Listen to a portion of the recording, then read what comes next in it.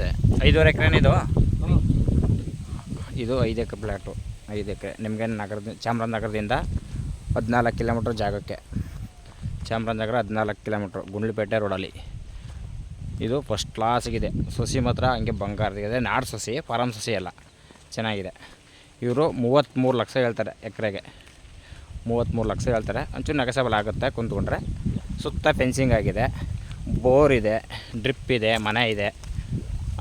ಸಿಂಪಲಾಗಿ ಮನೆ ಮಾಡ್ಕೊಂಡಿದ್ದಾರೆ. ಸ್ವಂತ ಟಿ ಸಿನೂ ಇದೆ.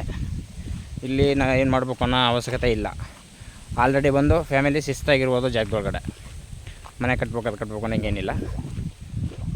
ಸ್ವಂತ ಟಿ ಸಿ. ಬೋರ್ ಎಲ್ಲಿದ್ದ ಒಂದಿದ್ದ?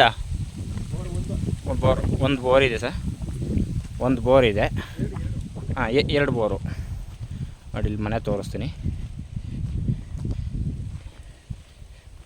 ಒಂದು ಸಂಸಾರಕ್ಕೆ ಶಿಸ್ತಾಗಿ ಮನೆ ಮಾಡಿದ್ದಾರೆ.